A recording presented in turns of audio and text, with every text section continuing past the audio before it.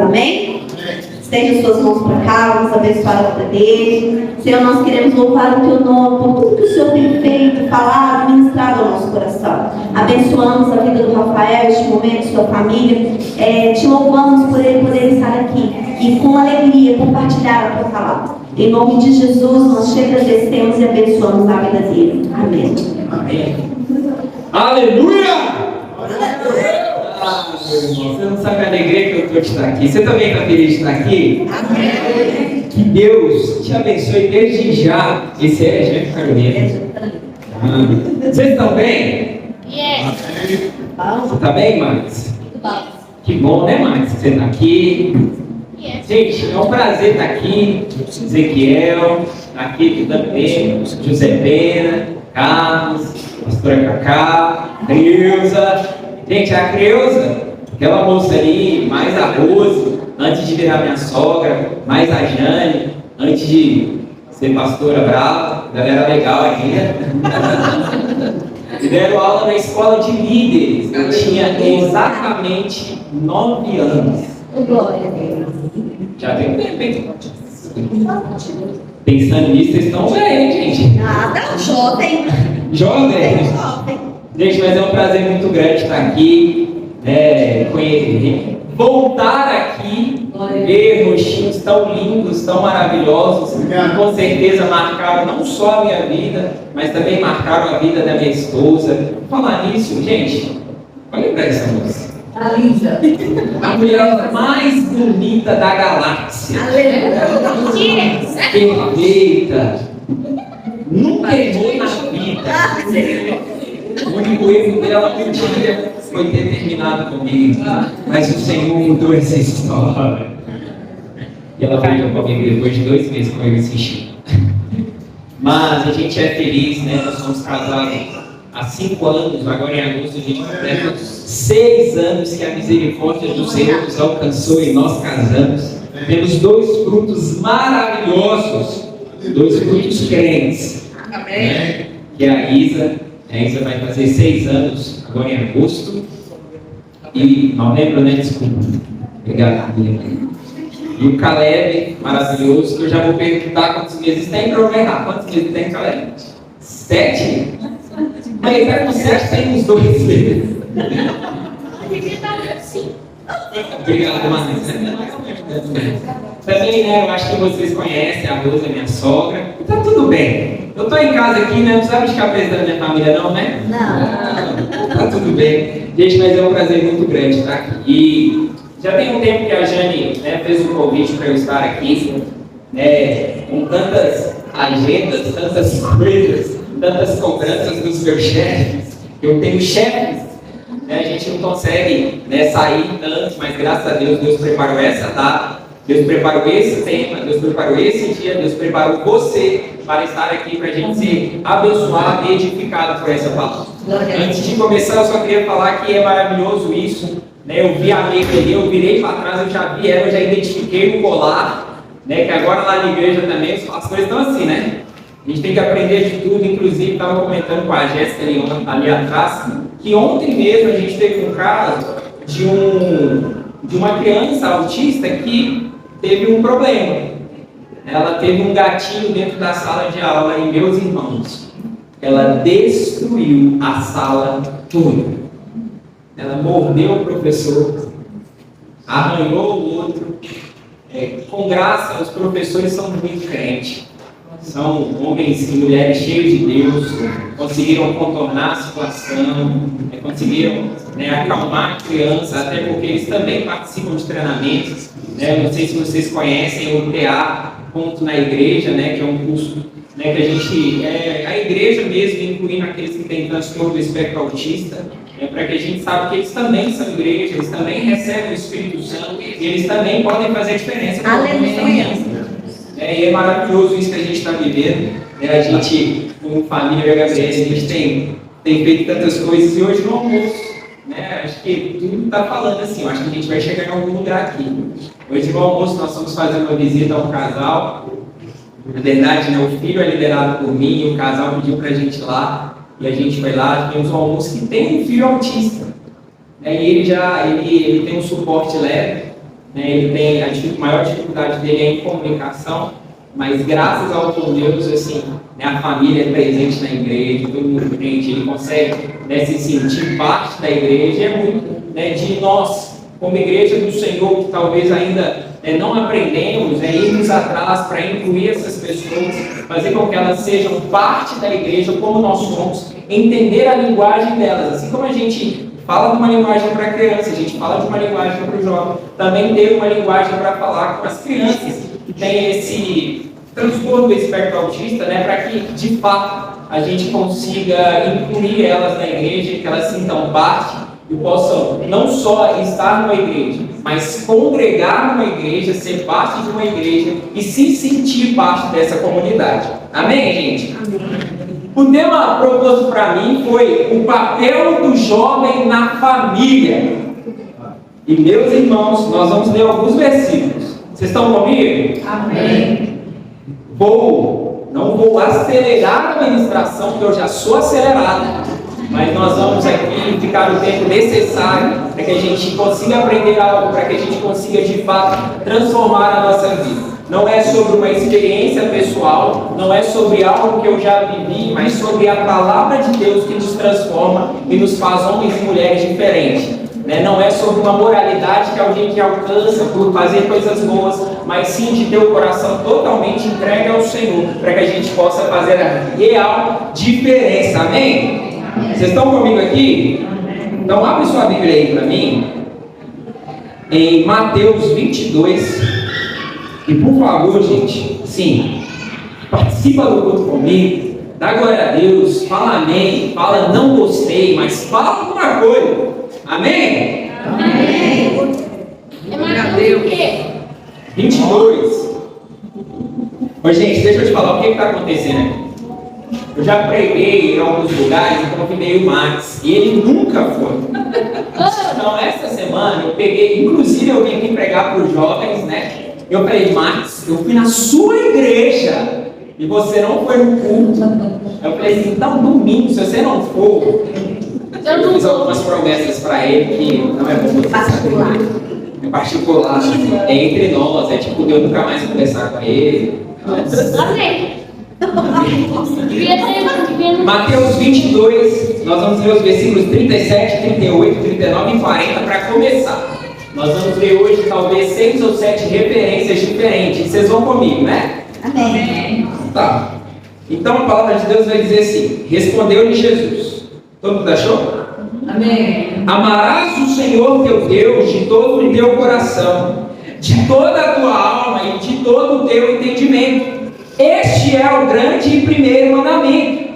O segundo, semelhante a este, é: amarás o teu próximo como a ti mesmo. Destes dois mandamentos depende toda a lei e os profetas. Pai, esta é a tua palavra.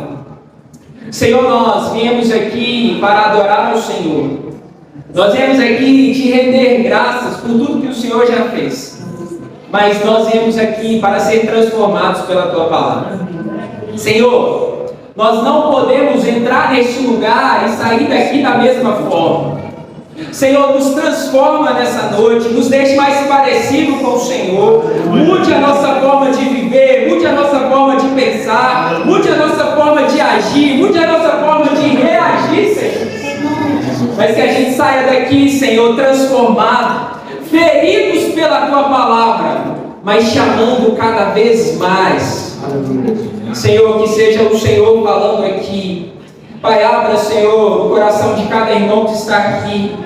Senhor, assim como o Senhor fez com os discípulos, o Senhor abriu o coração deles e também o entendimento para que eles pudessem entender. Faça isso nessa noite, Pai, em nome de Jesus. Amém? Bom, falando sobre jovens, eu e você temos plena consciência que Satanás tem agido contra os jovens desse século, os jovens da nossa nação. Alguém tem alguma dúvida disso? Não. Cada vez mais, com artifícios diferentes, formas diferentes, o diabo tem tentado contra os jovens. E tentando contra os jovens, nós temos visto jovens que às vezes estão dentro da igreja, mas frios espiritualmente. Nós temos visto que o jovem já não está nem no tem nada a ver mais. Eu quero falar para vocês aqui que o tem nada a ver já não é mais dessa geração. Não existe mais essa desculpa. A geração atual não é mais tem nada a ver. Eles falam assim, mas eu me sinto bem assim. Porque hoje, meu irmão, o que importa é como eu me sinto. E se eu me sinto girafa, eu sou uma girafa. Mano, vamos falar sobre isso, não, que isso é outro assunto.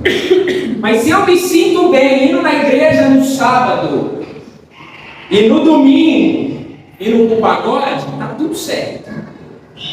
Se eu me sinto bem postando uma frase cristã ou um versículo, mas ao mesmo tempo posto piadas, falo mal dos outros, tá tudo bem também, porque eu me sinto bem assim. Rafael, você não está entendendo. É porque hoje a gente fala da vida de todo mundo mesmo. Que hoje a gente tem que estar em todos os lugares mesmo. Eu quero ir lá para mostrar o quão cristão eu sou e está tudo bem. A gente nem está falando sobre jovens que ouvem músicas que não exaltam o nome do Senhor. A gente nem está falando de jovens que, apesar de estarem na igreja, nem leem a Bíblia mais.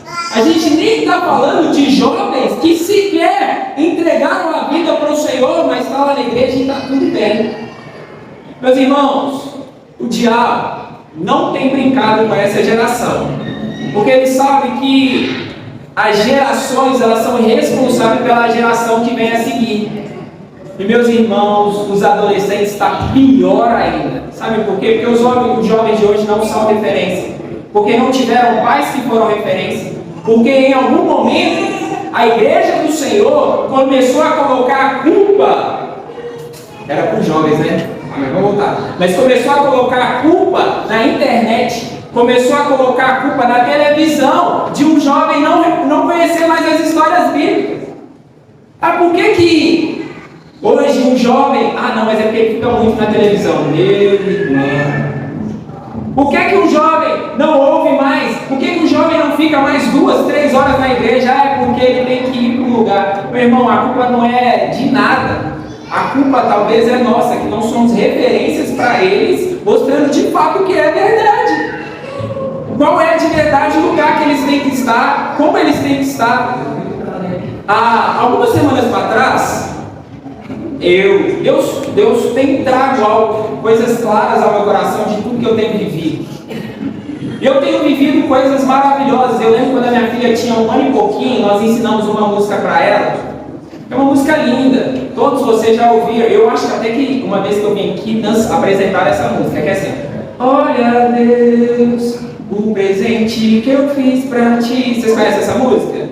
Aí no meio fala assim: esse aqui é o meu pai, essa aqui é a minha mãe e o meu irmão, e esse aqui é você. E tudo falando sobre estar num lugar confortável para ser recebido ou entender a palavra de Deus.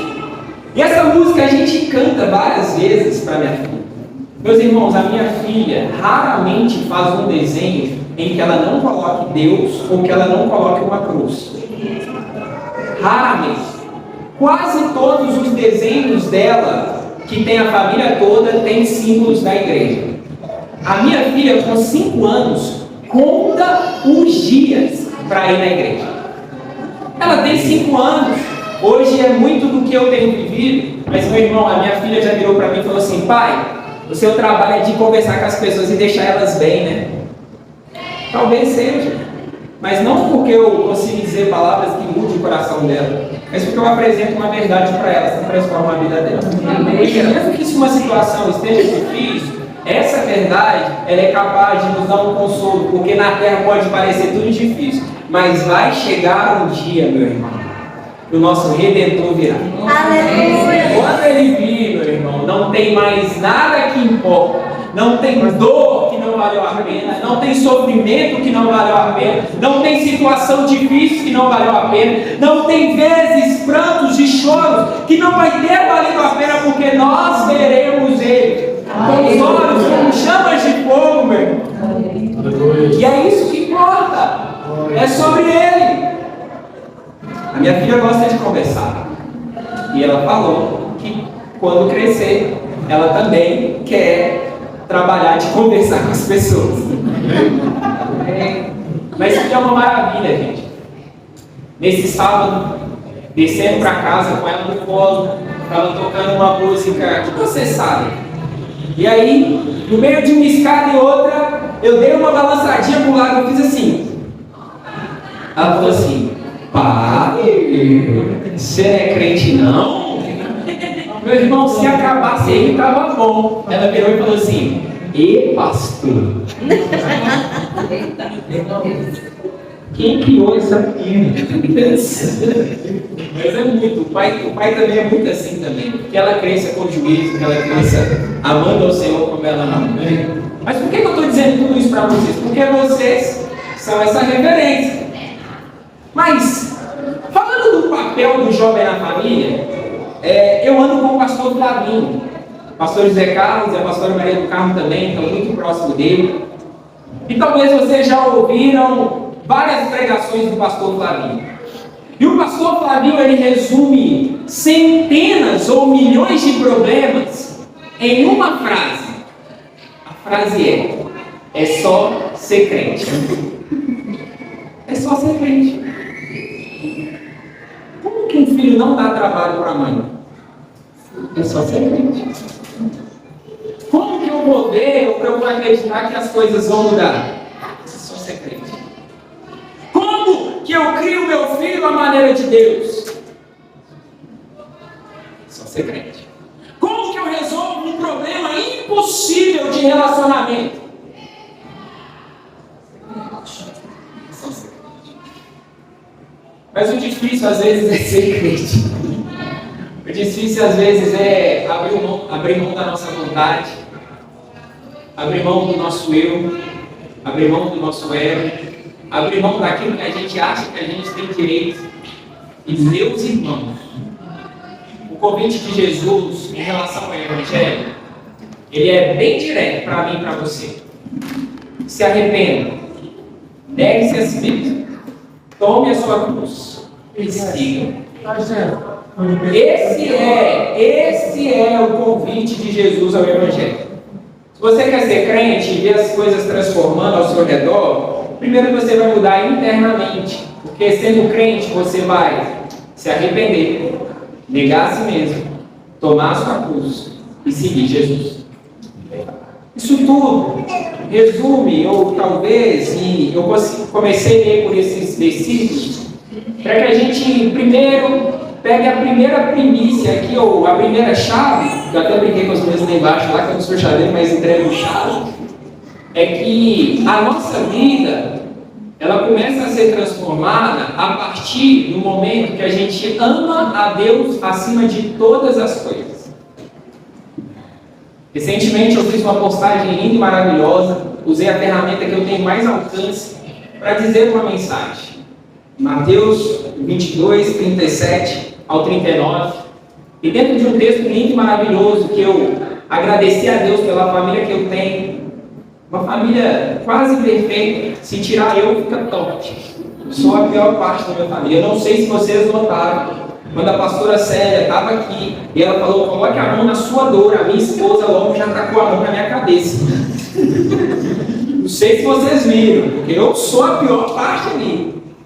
Mas após agradecer a Deus por toda a família que eu tenho e dizer isso, eu reconheço hoje, mais do que nunca, que a melhor coisa que eu posso fazer para o bem da minha família é amar mais a Deus do que o que eu amo a minha família. Amar mais a Deus do que eu amo a minha família. Porque se eu amo a Deus, não tem como eu ser uma pessoa que ama a Deus e também não amo o próximo. Se eu amo a Deus, não tem como eu dizer que amo a Deus e não ser um ótimo e excelente marido para minha esposa. Se eu amo a Deus, não tem como eu ensinar ou fazer uma educação errada para os meus filhos. É impossível, se eu realmente amar a Deus, eu não amar o próximo mais do que a mim mesmo. Se eu amo a Deus, é impossível eu colocar as minhas vontades na frente das vontades da minha família. E se eu amo a Deus, eu sou um cara que é direcionado por Ele todo o tempo. Porque aquilo que a gente ama, a gente dá tempo de qualidade. Aquilo que a gente ama, a gente quer estar presente, a gente quer estar perto. A gente não consegue sair da presença do Senhor. A gente tem aquilo como prioridade, sim ou não? Sim. E amar a Deus nos modifica para a forma que a gente olha para o próximo. Meus irmãos, eu ainda estou na introdução, tá? Mas olha só. Amando a Deus, a gente consegue enxergar com a visão de Deus. Enxergar com os olhos que Deus olha. Se eu olhar para a Jane com os meus olhos naturais, eu vou ver falhas. Se eu olhar para o Ricardo com os meus olhos naturais, eu vou ver que ele não é tão perfeito assim. Apesar de ter um cabelo grisalho, está bem fisicamente, ainda assim tem falhas. Mas se eu olho para a pessoa, se eu olho para outra pessoa amando ao Senhor, eu consigo ver que Jesus, sabendo que ela era uma pessoa falha, ele se entregou por ela. E por que é eu que vou julgar ela se não amar ela? Por que não sou eu que, ao olhar para ela, antes de ver ela, eu vou ver o sacrifício de Jesus na frente dela? A gente precisa de cada vez mais entender esse amor ao próximo. Amar ao Senhor muda a forma que a gente olha o próximo. Nosso relacionamento vertical? Não, horizontal. Vertical. Nosso vertical, ele conserta os nossos relacionamentos na horizontal. Nós precisamos de amar ao Senhor antes de qualquer coisa. Mas se tratando de jovens, supondo que eles são crentes, que amam o Senhor fervorosamente, qual é o papel do jovem na família? Meus irmãos, eu li a Bíblia, você também já leu que você é um crente fervoroso. Você é um crente que ama o Senhor mais do que tudo. Você já leu a Bíblia. Recentemente eu descobri que uma pessoa que assistiu todos os episódios de Grey's Anatomy, que são 17 temporadas, ele já assistiu Grey's Anatomy a mesma quantidade que uma pessoa normal lê a Bíblia 30 vezes. Quem já assistiu Grey's Anatomy todo? Quem já leu a Bíblia 30 vezes? Meus irmãos, o que a gente dá prioridade mostra aquilo que a gente ama, né? Então, supondo que esse jovem ama o Senhor de todo o coração, lendo a Bíblia, a gente vai descobrir vários jovens, várias situações, mas existem vários conselhos, e eu separei aqui 2 conselhos bem específicos para o jovem em relação à família. E nesse sentido, eu queria que vocês abrissem a Bíblia de vocês em Efésios 6.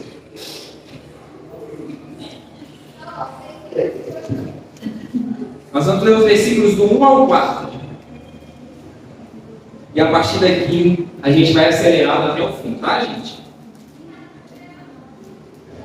A palavra de Deus diz assim: filhos, obedecei aos vossos pais no Senhor, pois isso é honra o teu pai e a tua mãe, que é o primeiro mandamento com promessa, para que te vá bem e sejas de longa vida sobre a terra. E vós, pais, não provoquei vossos filhos a ira, mas criai-os na disciplina e na admoestação do Senhor. O primeiro conselho que a gente teria para um jovem cristão que quer fazer a diferença, após já ter entendido que primeiro ele precisa ser crente, é honrar o pai e a mãe. Sei lá se eu sou exemplo disso. Eu sei que eu já não fui, melhorei bastante. Mas a honra, ela é um conjunto de ações e qualidades que faz com que alguém seja respeitado. Conjunto de ações e qualidades que faz com que alguém seja respeitado. E esse mandamento de honrar o pai e a mãe, ele vem como uma promessa. E qual é a promessa? De viver longos dias na terra. Obedecer o pai e a mãe, honrar o pai e a mãe, vai muito mais além de fazer o que ele está mandando. Vai muito mais além de simplesmente lavar a louça quando pede, ou simplesmente não ir em um lugar que aquela pessoa não quer, que o seu pai não quer que você vá. Honrar ao pai é ter um conjunto de ações que ele se sinta respeitado. É dar honra, talvez, em coisas simples. O melhor lugar na mesa, aquela coxa grande e bonita. Mas mais do que isso, entender que o seu pai ou a sua mãe são peças que Deus fundamentalmente lá criou para que você fosse uma pessoa melhor. E Ele ainda deu uma promessa baseada nisso. Ele falou assim, olha, se você honrar o seu pai e a sua mãe, você vai ter longos dias na terra. E eu acho que longos dias com o Senhor não são dias de dor, não são dias de sofrimento. Longos dias com o Senhor são dias bons. Eu tenho certeza que desde o dia que você aceitou Jesus, você pode estar passando por um momento que for, pela dificuldade que for, que ao deitar na cama, você lembra que foi mais um dia que Deus te guardou. Aleluia. Mais um dia que você respirou, quando amanhece, você lembra que durante a noite Deus te preservou, e você sabe que se você acordou naquele dia, vai acontecer alguma coisa, porque quem tem promessa de Deus não morre. Aleluia.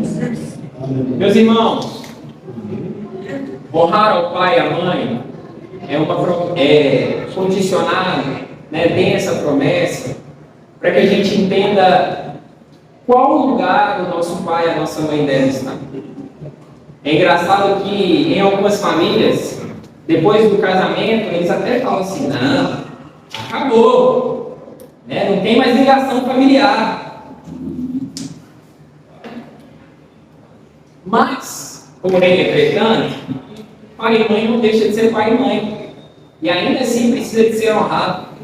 Ainda assim precisa de ser respeitado. Ainda assim precisa de ser colocado no devido lugar, ou seja, num lugar de honra, de respeito, para que a gente viva longos dias. E é engraçado, parece muito simples esse versículo, né? Mas uma coisa que eu aprendi nessa casa aqui é que a unção que você não honra, você não serve. Longe de mim fazer qualquer comparação.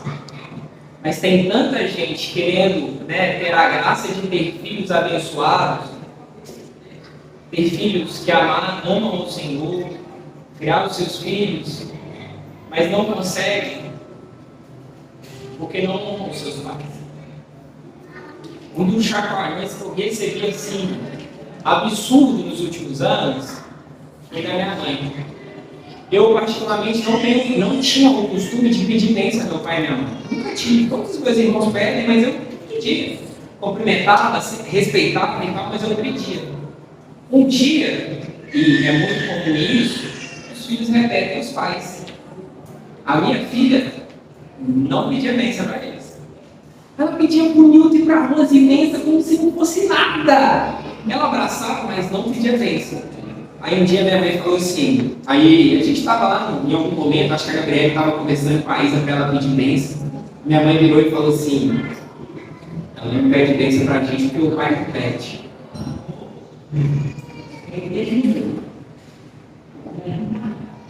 Honra o teu pai e tua mãe, para que se prolongue o seu desejo na terra. O segundo versículo que eu gostaria de ler com vocês está lá em Provérbios, no capítulo 1, versículo 8 e 9.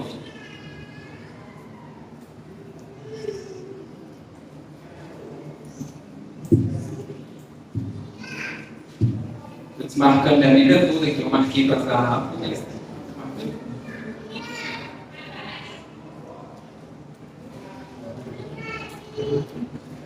Filho meu, capítulo 1, versículo 8 e 9. Bem bonito. Isso é uma bênção, viu? Olha só para sua mãe. Provérbios 1, versículo 8 e 9. Filho meu, ouve o ensino de teu pai, e não deixes a instrução de tua mãe. porque serão diadema de graça para a tua cabeça e colares para o teu pescoço. Meu Deus! De que esse texto está falando? Gente, literalmente, esse texto está falando que a obediência ao pai e à mãe nos embeleza. Isso é linda, né? Não, tá. A obediência ao pai e à mãe nos deixa bonito. Você já viu uma mulher que se preza chegar numa festa de casamento sem um colar top, sem um adereço maravilhoso em sua cabeça? Sim ou não? Não, né? Por quê? Porque ela se sente bonita ou bela quando ela tem esses adereços. Não, Jéssica. Deixa eu falar, esse é outro caso. Mas olha só, a sua mãe já vai encontrar com isso. Tá tudo certo, né, pastor? Então olha só, aqui está falando que se você obedecer o seu pai e sua mãe, você vai estar sempre belo.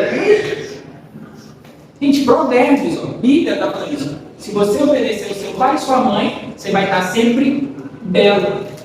Você vai estar adornado. Você vai estar enfeitado. Você vai estar bonito. As pessoas vão te ver bem. Você quer ver 2 exemplos ou 3 que isso acontece muito? Aqui tem mães, não tem mães? Sim. Existe uma frase que eu sou apaixonado com ela. Não está na Bíblia, não sei porquê, talvez seja uma frase mais de um mundo atual, e talvez também nem se apegue, né, a todas as mães, mas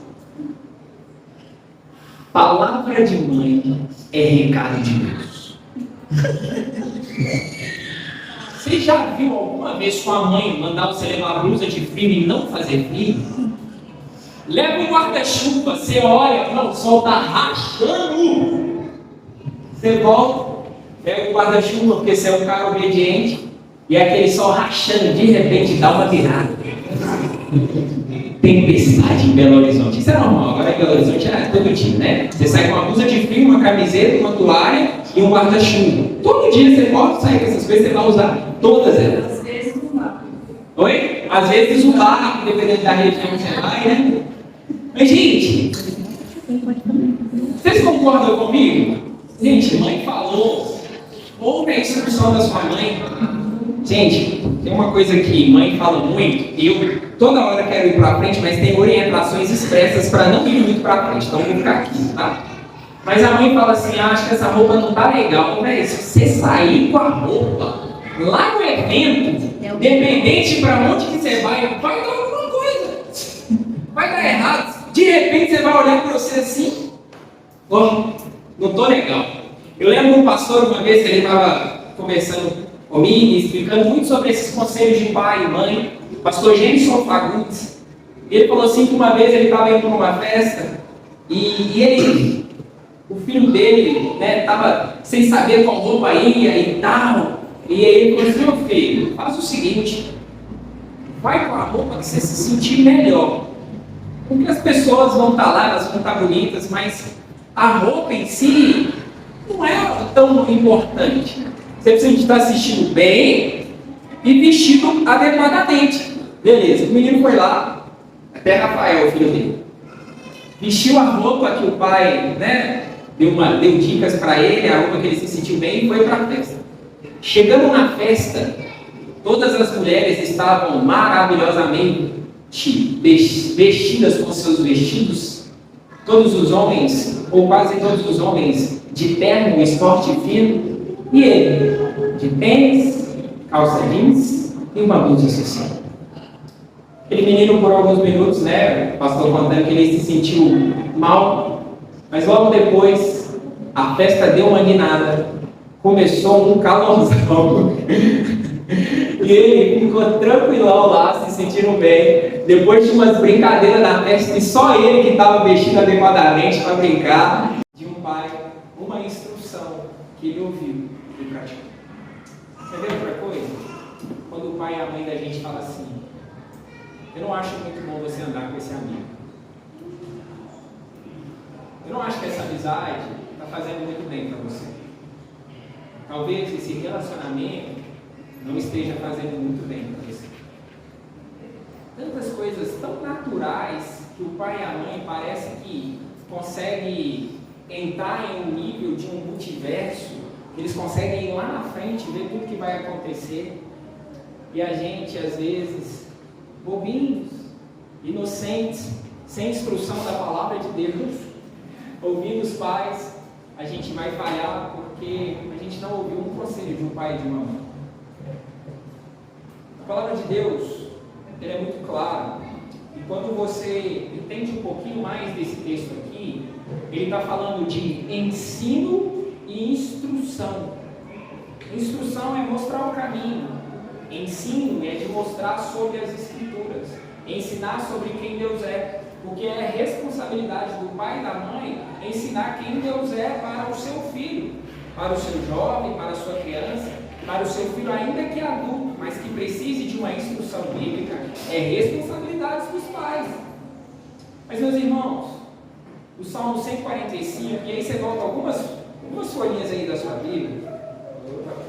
Salmo 145, no versículo 4, ele fala, olha, uma geração louvará a outra geração as tuas obras e anunciará os teus poderosos feitos. Essa instrução, ela tem que ser passada por nós. Essa instrução precisa de ser uma instrução baseada na palavra de Deus.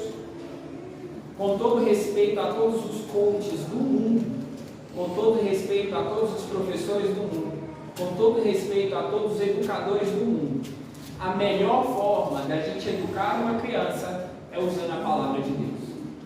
Existe conselho nela para todas as situações. Pode até existir alguém que fale que conheceu o método, conheceu o caminho, mas o caminho, a verdade e a vida. Se você quer ensinar para o seu filho sobre uma verdade, ela é Jesus Cristo. Se você quer mostrar para o seu filho um caminho, ele é Jesus Cristo. E se você quer que o seu filho tenha vida, ela está em Jesus Cristo. Nós precisamos de ensinar os nossos filhos também corretamente. Qual é a forma correta de ensinar? Gente, é usando a palavra de Deus. Mesmo que seja a palavra de Deus fechada e batendo na cabeça dele para inculcar na cabeça dele, mas que seja a palavra de Deus o nosso método, a nossa forma, a nossa lei, a nossa prática e a nossa forma de viver seja a palavra de Deus. Se um dia a gente achar que a gente pode educar os nossos filhos, ou que a educação dos nossos filhos terá algum sucesso sem usarmos a palavra de Deus, acho que se vocês lerem a palavra de Deus, ela já diz algo sobre isso. Absalão diz algo para você? Um homem que não teve a repreensão do pai, cresceu e tentou passar a perna no pai. Meus irmãos, essa instrução é a instrução que a gente deve dar para os nossos filhos. O papel do jovem é honrar o pai e a mãe e obedecer à instrução do pai e da mãe, seguir os seus ensinos. Mas eu queria ir um pouquinho além aqui com os jovens que estão aqui, e às vezes a gente já chega aqui e já está meio ruim. E a palavra de Deus, eu queria que você abrisse ela aí, está lá em Salmo 119. Nós vamos ler 3 versículos, 9, o 10 e o 11. E talvez o terceiro conselho que eu queria dar para um jovem, se ele quer fazer alguma diferença, ou se ele quer de fato cumprir o papel dele na família, começa com esse versículo. De que maneira poderá o jovem guardar puro o seu caminho, observando-o segundo a tua palavra? De todo o coração te busquei, não me deixes fugir aos teus mandamentos. Guardo no coração as tuas palavras, para não pecar contra ti. Se de alguma forma você quer fazer alguma diferença como jovem, como filho, ou até mesmo como pai, isso se aplica a você também, você não pode fazer isso, ou você não irá conseguir fazer isso, sem antes se tornar puro, sem antes purificar o seu caminho. E a única forma da gente fazer isso, ou da gente tentar fazer alguma diferença, é primeiro mudando quem nós somos interiormente, para depois em nenhuma vez muda o externo para depois mudar o que é interno. Todos os encontros com Jesus, ele primeiro trata do que é interno para alguém, para alguma pessoa, e aquela pessoa entendendo que ela precisa de mudar o que é interior dela, muda o seu exterior, e muitas vezes você vai ver que aquela pessoa mudada transforma tudo o que está ao redor dela. Um exemplo simples, a mulher samaritana chega diante do poço, nem reconhece quem Jesus é, só sabe que ele não precisava de falar com ela, porque ele era homem, era um judeu, aí já tinha muita briga, já tinha muito problema. Ele começa a falar com ela de coisas espirituais, ela não entende, mas de repente vem um clique na cabeça dela, e ela fala assim: olha Jesus, não fala Jesus, né? Senhor, né? Moço, rapaz, e aí algumas versões vão falar de forma diferente. Então me dá dessa água viva aí. E sabe o que Jesus fala com ela? Imediatamente, na hora que ela reconhece que ela precisa de uma água viva, Deus dá um pause na história e fala com ela assim: ó, então vamos começar a tratar algumas coisas? Vamos arrepender primeiro dos seus pecados? A primeira coisa que Jesus faz com ela, ao ela entender que ela precisa dessa água viva, é mostrar para ela o quanto que ela precisa desse arrependimento. O quanto que ela precisa de olhar para os seus pecados e desfazer. O quanto que ela precisa de primeiro se purificar. Sabe por quê, meu irmão? Nós nunca vamos reconhecer quem Deus é, o profeta, o nosso Salvador, o Cristo Redentor, o prometido, se antes a gente não arrepender dos nossos pecados. Sem arrependimento dos pecados, a gente não consegue reconhecer Jesus. Sabe por quê? O pecado te afasta de Deus. E Deus não mantém relacionamento à distância com ninguém. Deus quer um relacionamento próximo. E para isso a gente precisa purificar quem nós somos. Como que a gente vai fazer isso? Observando a palavra de Deus. Amando essa palavra de Deus. Guardando ela no nosso coração. Aquilo que está no nosso coração são as nossas fontes.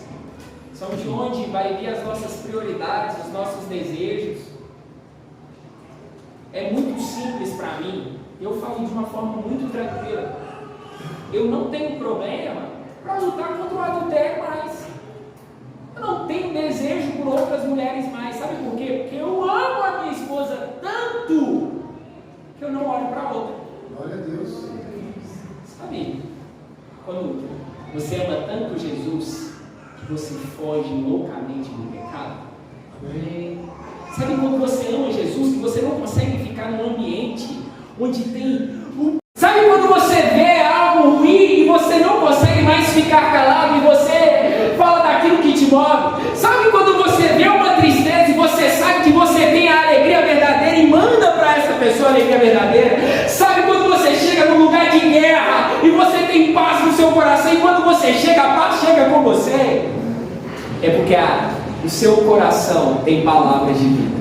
É porque no seu coração você já tem a sua prioridade. Sabe quando alguém te propõe algo que você sabe que é errado, você já não consegue mais fazer? Sabe quando você está indo por um caminho e você de repente tem um estalo na mente e você volta, se arrepende? É porque você escolheu Jesus como prioridade. Mas sabe quando você não faz isso? É porque você ainda não tem Jesus como prioridade. É que a palavra do Senhor ainda não te preencheu completamente. É que a palavra do Senhor ainda não está no seu coração. Talvez está na sua mente, você já conhece. Como aquela mulher samaritana conhecia, ela sabia a história, mas ela não vivia no seu coração. Às vezes a gente já conhece, mas a gente ainda não vive. E o convite de Jesus é sempre esse, para viver uma nova vida. Fonte de águas vivas jorrando dentro de nós. Meus irmãos, é impossível a gente querer fazer qualquer coisa no mundo atual. E eu, como pastor, tenho plena consciência disso, e eu acho que você, como cristão, também já está percebendo. Na nossa força, no nosso jeito, na nossa educação, na nossa forma moral de viver, não dá mais. O mundo acredita que existem várias verdades, inclusive o que eu achar que é verdade. Olha que absurdo que nós chegamos. mas todas essas falsas verdades, elas são combatidas com a única verdade. Jesus Cristo é a verdade. A palavra do Senhor é a verdade. Mas não tem como a gente querer mudar o mundo lá fora ou achar que a gente tem um papel fundamental se a gente for por nós mesmos, senão enviados pelo Senhor, amando essa palavra mais do que outra. Com essa prioridade, a gente consegue fazer algumas cócegas, a gente consegue fazer alguma diferença. Mas, meu irmão, existem pessoas que entristecidas saíram da presença de Jesus. O que eu quero, e até já finalizando com essa história, por que eu quero terminar com ela? A gente fala sobre o papel do jovem na família. Já falei que é só ser crente, que já está tudo bem.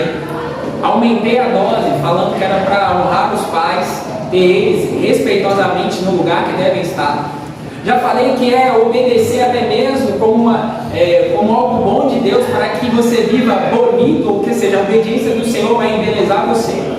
Já falei que a gente precisa de purificar a nossa alma, que a gente precisa de guardar as palavras do Senhor no nosso coração. E contando essa história, para finalizar, não adianta nada a gente conhecer Jesus. Não adianta nada a gente olhar para Jesus, parar ele no meio do caminho. Não adianta nada a gente pegar um conjunto de regras e começar a seguir eles, se a gente não amar Jesus mais do que tudo.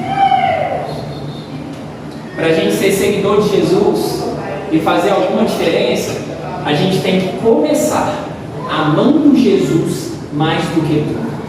Mais do que qualquer coisa que a gente pode ter na terra. Mais do que qualquer dinheiro. E eu costumo dizer para alguns jovens que se aproximam de mim e falam sobre um chamado pastoral, e eu falo assim: o que você está disposto a largar para viver o seu chamado pastoral? Eles falam assim: não, é porque o meu chamado pastoral, eu quero ficar aqui na igreja, eu quero pregar. E aí eu pergunto de novo: o que você está disposto a largar? Não, porque isso e aquilo. Tem que largar tudo, né? Eu falei: quando você tiver convicção que não é sobre largar algo, é sobre só ter uma coisa, Jesus Cristo, tudo fica mais fácil. Eu já falei isso em outras pregações, já conversei muito sobre isso com a minha esposa. A gente às vezes chora, e ela já é mais chorosa, você sabe, mas se eu não fosse casado, ou se ela for embora, meu Jesus continua mesmo. Se eu nunca mais viajar para uma praia, meu Jesus continua mesmo. Se eu nunca mais tiver um sonho realizado, meu Jesus continua mesmo. Se eu nunca mais, talvez, conseguir comprar um presente para minha filha, meu Jesus continua mesmo. Não é sobre as coisas que eu estou largando, é sobre as coisas que eu tenho preferência. E a minha preferência é Jesus Cristo acima de qualquer outra coisa. Eu estou disposto a largar tudo, porque o meu tudo é Jesus Cristo. Nada mais importa do que Jesus Cristo. É difícil a gente pensar nessa hipótese, é difícil a gente pensar nesses termos, mas o convite de Jesus é para que a gente esteja morto com Ele na cruz. Morto não reclama, morto não sofre, morto não sonha, morto não chora, morto está morto. Mas existe um benefício de na cruz com Jesus nós também estaremos assentados com Ele. Meus irmãos, nunca será sobre algo, nunca será sobre a sua capacidade de fazer algo, nunca será sobre a sua capacidade de largar algo, sempre será sobre a sua capacidade de ter Jesus como prioridade na sua vida, e uma prioridade inegociável. Quando eu estive aqui falando para os jovens, eu falei uma coisa para eles, eu queria que vocês sempre pensassem sobre isso. A Bíblia vai dizer que Jesus ele é o primeiro e o último. Amém? E por muito tempo eu pensava que ser primeiro e último é como se tivesse primeiro um primeiro, depois um segundo, depois um terceiro, depois um quarto, quinto, sexto, e depois de sei lá quantos, Jesus voltar como último. Mas a compreensão exata do texto é que se Jesus é o primeiro, ali já acaba a história. Ele é o primeiro e ele é o último. Ele é o primeiro e ele me basta. Ele é o primeiro e ele me é suficiente. Ele é o primeiro e está tudo consumado nele. Ele é o primeiro e tudo se resume a ele ser o primeiro. Abaixe sua cabeça no seu lugar e eu gostaria de orar por vocês. Se o pessoal do jogo quiser subir. A gente fala sobre o papel do jovem, mas também falando sobre o papel do jovem, gostaria de lembrar você do seu papel como cristão. O jovem, ele precisa de ser crente mais do que tudo. Ele precisa de honrar os seus pais, ele precisa de obedecer os seus pais, ele precisa de purificar a sua alma, ele precisa de estar pronto para renunciar a tudo, amar ao Senhor mais do que tudo. Isso é ótimo, mas isso não é um conselho só para os jovens.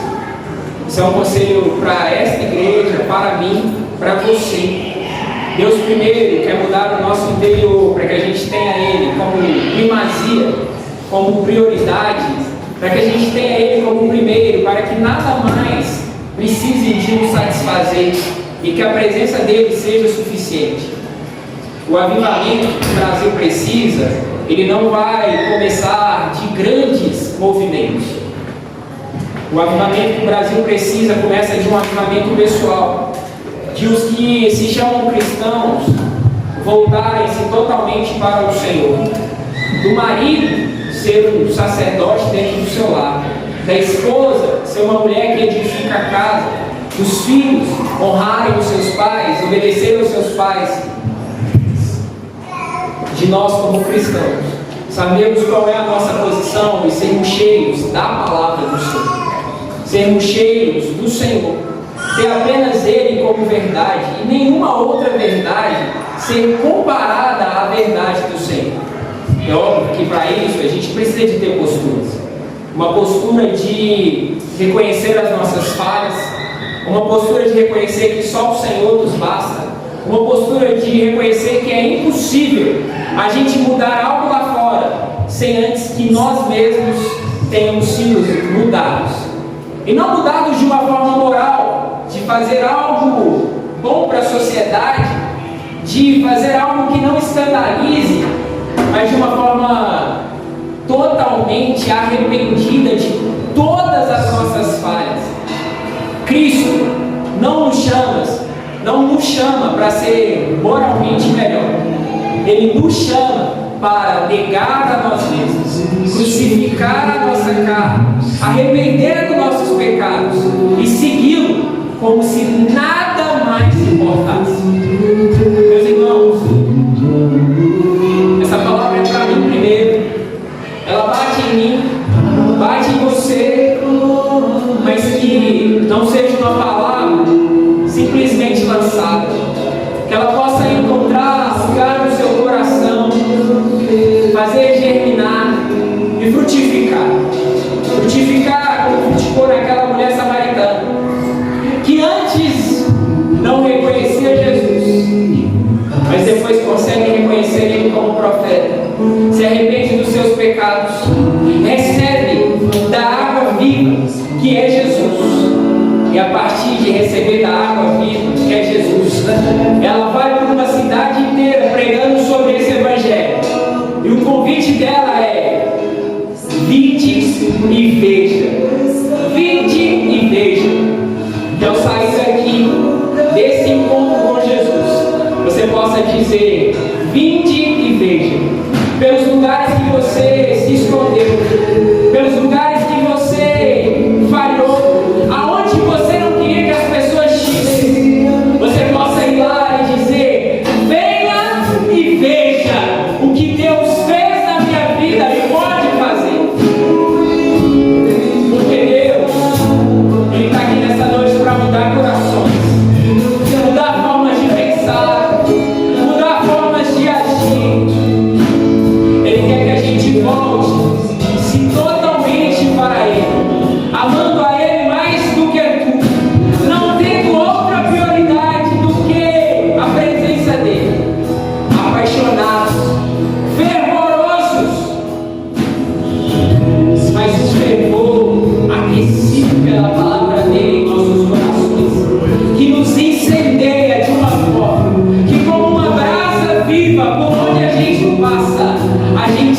espalha.